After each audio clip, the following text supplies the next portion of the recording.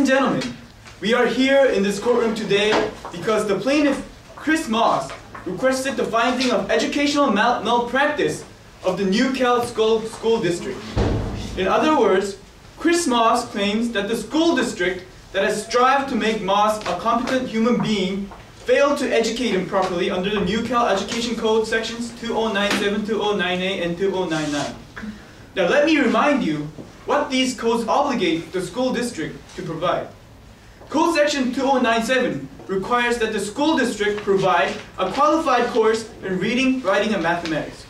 And 2098 requires a diagnostic system to test if a student is falling behind. And finally, 2099 requires that the educators provide proper class material and tasks. Now please think carefully if it is the negligence of the school district that brought us here today, or is it the victim mentality of the plaintiff that falsely accuses the school district for a problem that his own negligence has brought. Carrying the heavy burden of proof, did the plaintiff's side successfully prove that the school district is guilty of educational malpractice? Now, let's recall all the things said in this courtroom to see if the plaintiff's side successfully met its burden. Chris Moss came up to testify as the first witness of this case and claimed that the school district was negligent of his educational deficiency, even though he did admit during most of his testimony that his attendance had been horrible since secondary school and he's not a really motivated student.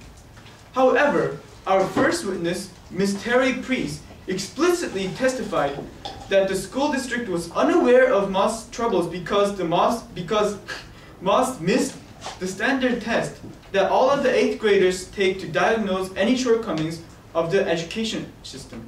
Moss simply didn't show up. In fact, it was Moss himself, negligent, that led the school to be oblivious of his shortcomings. The school even gave Moss a chance to make up for 30 days, and he didn't even take advantage of that.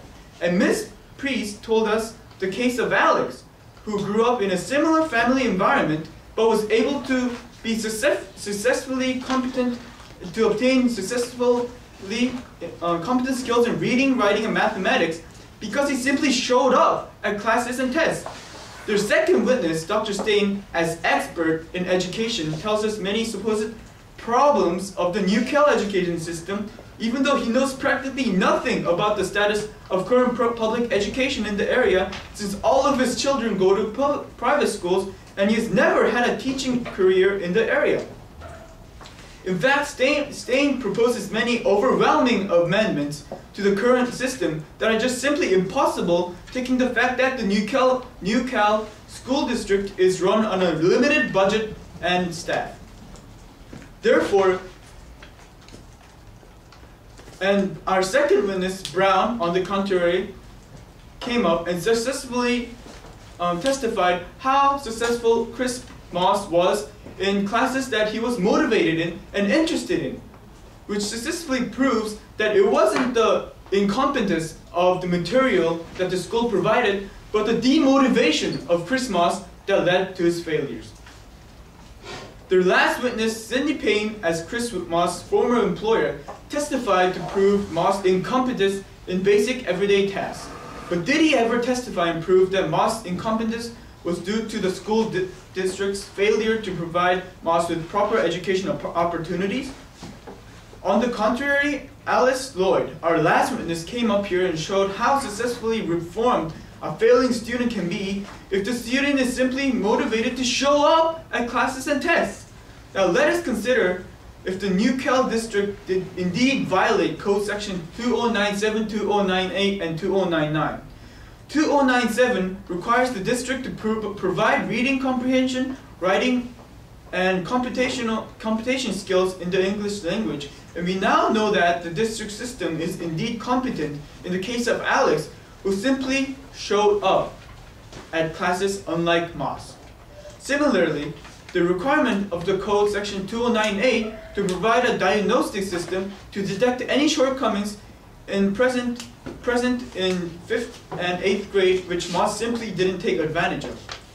Finally, 2099 requires qualified class material, and Mr. Brown extensively testified on the competent material of his classes and Chris Moss's success in the class, unlike in other classes that he simply wasn't motivated in. Now, an important thing to note is the school obligated to make Moss show up at every test and classes? The important fact is that question is irrelevant.